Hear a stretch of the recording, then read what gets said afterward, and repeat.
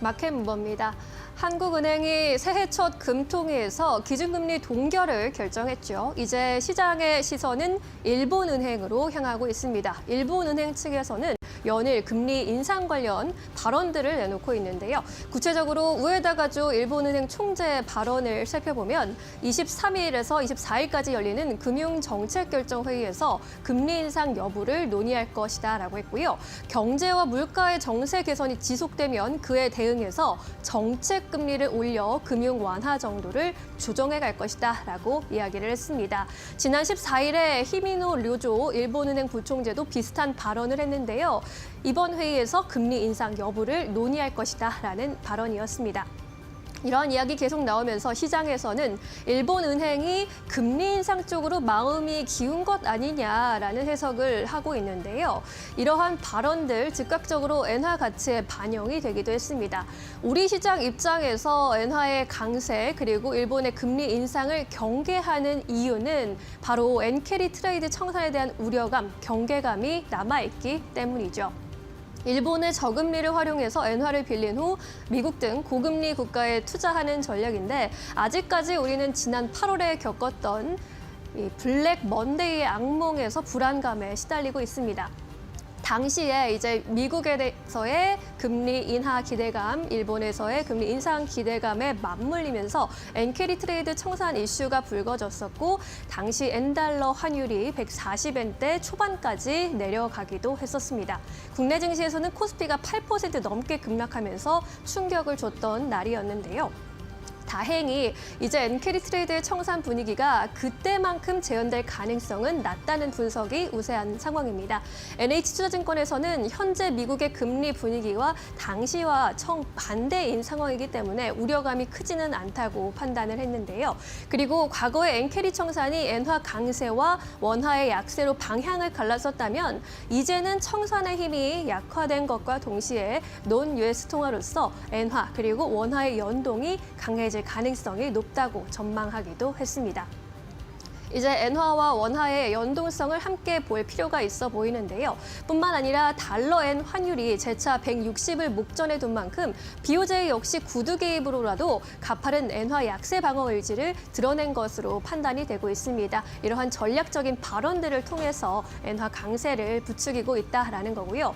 상반기에 연준의 양적 긴축 종료 그리고 일본은행의 긴축 이후로는 미국과 일본의 금리차 축소와 엔화에 대한 강세 기대감 더 유효하다라고 전망하기도 했습니다. 따라서 우리가 전략적인 측면에서 바라봤을 때 달러 대비 엔화 가치의 반등 가능성 그리고 엔과 원의 환율 상승 베팅이 유효한 전략이다라고 짚기도 했는데요. 앞으로 중장기적으로 봤을 때는 더욱더 이러한 전략이 유효하다라는 겁니다.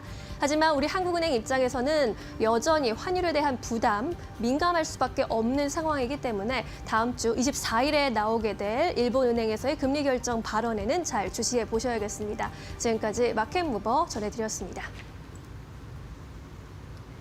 네, 이어서 오늘 시장의 핫한 이슈와 종목 함께 이야기 나눠보도록 하겠습니다. 오늘도 두 분과 함께 해보도록 하겠습니다. 지신포의 박근호 이사, 이데일리온의 박정식 파트너 모셨습니다. 안녕하십니까? 안녕하십니까? 안녕하세요. 네, 오늘 두 분과 어떠한 이야기를 나눠보면 좋을까요? 주제 바로 만나보도록 하겠습니다. 네, LS 계열사들이 오늘 슈팅이 나옵니다. 장 초반보다 오히려 후반으로 갈수록 강력해지는 모습을 보여주고 있고 상한가 안착을 했다가 풀린 기업들도 있습니다. 여러분들이 선택한 LS 계열사 중에서 탑픽은? 이라는 질문을 드렸는데요. 먼저 박근호 이사님, 어떻게 보세요? 다른 선택도 있을 수 있긴 합니다만 저는 개인적으로 좀 약간 답정너식 질문 같아요. 네. 저는 제가 들었는데. 당연히 LS 일렉트릭이 주인공이 될 수 있는데 다만 좀 약간 다른 좀 약간 테마성으로 움직이는 종목군들이 단기 상승쳐 나올 수 있지만 그래도 중심을 잡고 꾸준히 오를 수 있는 기업은 LS 일렉트릭이다 이렇게 말씀드리도록 하겠습니다. 답을 정하고 이제 질문 드린 건 아니었고요. 네. LS 계열사들이 사실 정말 잘 가잖아요. 다들 그냥 이게 사실은 어떻게 보면은 이성적인 투자 영역을 살짝 넘어선 걸 수도 있는데 그럼에도 불구하고 LS 계열사들이 다 잘 가고 있고 또 어제 LS 에코에너지 투자 의견 전해주셨는데 오늘 상한가 같더라고요. 그죠? 어제가 아니라 한 며칠 전 정도. 며칠 전이었나요? 네네. LS 에코에너지에 대한 투자 의견 전해주셨는데 그것도 상한가를 갖고 그래서 어떤 기업을 긍정적으로 보고 계시나 해서 질문을 드렸더니 일단 오늘 시장이 어떻게 보면은 사실 이 주제 화두의 주인공이기도 한데 LS 일렉트릭 전해주셨고요. 박선지 파트너님께서는요. 저는 이제 LS 머티리얼죠. 이제 바닥권에서 막 좀 올라오고 있는 종목이기 때문에 그나마 조금 더 이제 올라갈 수 있는 여력은 존재하지 않을까 해서 한번 갖고 나와 보았습니다. 알겠습니다. 다른 기업들 대비해서 많이 못 갔기 때문에 LS 머티리얼즈 보는 게 맞겠다라는 의견 전해주셨는데 그렇다면은 박근호 이사님께서는 LS 일렉트릭 어떻게 보고 계십니까? 네, 일단 LS 일렉트릭, 뭐 LS 에코 에너지 이런 기업들이 지금 LS 쪽에서는 상당히 좀 유리한 입장인 게 무엇이냐면 지금 LS M&M이라는 이제 동제련소가 있어요. 우리나라에서 유일한 동제련소를 운영하고 있는 게 LS 기업인데 니코 동제련이라고 말씀드리면 더 이해하기 쉬울 것 같은데 그런 부분 때문에 이제 뭐 배전반이라든가 아니면 전선이라든가 이런 것들이 사업하기에 유리한 이제 그런 구조를 갖고 있는 기업이 바로 LS인데요. 테슬라자가 붙으면 이제 조금 약간 좀 죽는 느낌도 있긴 했었습니다만 이제 LS 쪽에 이제 테슬라가 붙으면서 XAI에 배전반을 이제 납품을 했고 추가 납품을 논의 중이다. 이런 뉴스들이 이제 LS 관련주들이 좀 약간 훈풍을 불러일으킨 것이라고 생각을 하고 있는데요. 외국 기업들이 우리나라 조선소나 이제 건설 그다음에 이런 뭐 변압기 부분들을 굉장히 선호하는 이유가 무엇이냐면 성능도 굉장히 좋지만 납기를 정말 칼같이 맞추는 것 때문에 외국 기업들이 그런 부분을 굉장히 선호하거든요. 그래서 앞서도 잠깐 설명드렸지만 탑픽은 사실 다른 기업들은 좀 약간 너울너울하는 휩소여 같은 흐름이 좀 나올 수 있어도 정말 꾸준하게 좀 상승할 수 있는 종목은 뭐 중심을 잡고 LS 일렉트릭이고 LS 일렉트릭이 빠지면 사실 다른 종목들도 같이 빠지거든요. 그래서 LS 일렉트릭이 저는 개인적으로 가장 원탑이다, 픽이다 이렇게 지금 이 말씀드리도록 시점에서는 하겠습니다. LS 일렉트릭 3년 전이었던가요? 2년 전이었던가요? LS가 하루 만에 상한가를 갔던 날이 있었거든요. 그게 이제 앞으로 포스코홀딩스처럼 LS도 뭔가 체질 개선이 돼서 앞으로 이 전체적인 실적이라든지 이런 게 개선될 것이다라는 전망이 나왔는데 사실 그때도 굉장히 많은 이야기들이 있었습니다. 과연 LS가 체질 개선을 해서 진짜 실적을 잘 낼 수 있을 것인가 라는 의문도 있었고 또 반대로는 LS가 지금 이 국면에서는 수혜를 받을 수밖에 없는 그러한 사업들을 잘 하고 있기 때문에 앞으로 주가 반등할 것이다라는 두 가지 의견이 있었는데 결국에는 주가가 어느 정도의 선을 넘어서서 주가가 계속해서 잘 가고 있습니다. 앞으로 좀 기대를 해볼 수 있을 것 같다라는 생각이 들고요. 또 말씀처럼 최근엔 또 일론 머스크 또 테슬라와 엮이면은 바로 또 전체적인 투자 심리가 약간 살아나는 듯한 그러한 시장의 심리가 있기 때문에 시장은 또 심리가 중요하지 않습니까? 그렇기 때문에 앞으로도 좀 주목을 해봐야 될 것 같다라는 생각이 들고요. 박정지 파트너님께서는 그렇다면은 LS 머티리얼즈 어떻게 보십니까?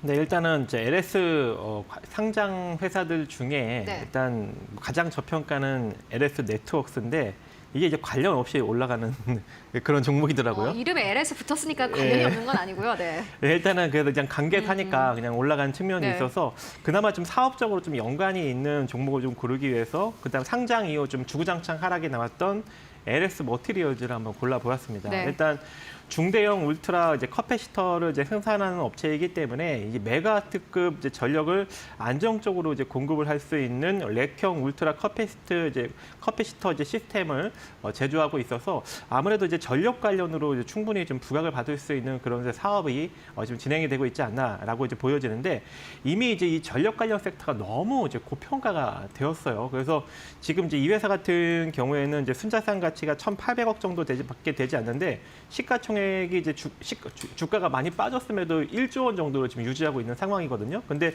이제 이번에 조금 이제 이슈가 나온 상황이고 이제 바닥권에서 강력한 청량봉이 하나 정도 지금 나오고 있는 상황이기 때문에 추가적인 상승력도 한번 우리가 기대는 해볼 수 있지 않을까라고 생각을 합니다. 어느 정도 보고 계세요? 네, 그래서 좀 지금 여기서 이제 이 시세를 좀 따라잡기가 조금 이제 애매한데 그래도 이제 혹여 이제 따라잡게 된다면 일정 가격이 이제 무너지지 않는 선에서 접근을 하시는 것이 좀 유리해 보이고요. 1차적으로 일단 지금 가격 권역이 이제 크게 무너지지 않는 대략 한 14,100원, 200원 정도, 14,200원 정도가 이제 무너지지 않는 선에서 이제 홀딩 관점을 한번 유지해 가 보시고 이 상태로 이제 추가적인 상승력이 나타난다면 이전 고점 부근이 한 18,000원 정도 선까지는 만약에 강하게 시세가 유지가 된다면 조금 더 좀 이어질 수 있는 여력은 존재하지 않을까라고 생각을 합니다. 하지만 마찬가지로 많이 하락이 나왔지만 이제 고평가 권역이기 때문에 이제 추가적인 상승 흐름이 좀 잘 나올지는 좀 지켜봐야 될 걸로 판단을 하고 있습니다. 네, LS 계열사들 만나보고 왔습니다. 박근호 이사님은 LS 일렉트릭 그리고 박정식 파트너님은 LS 머트리얼즈에 대한 투자 의견 듣고 왔는데 14,200원이 무너지지 않는다면은 18,000원대까지 볼만하다라는 전체적인 기술적인 좀 전략을 듣고 왔습니다. 여러분들 LS 계열사들의 주가 흐름 앞으로 함께 체크해 보시면 좋을 것 같고요.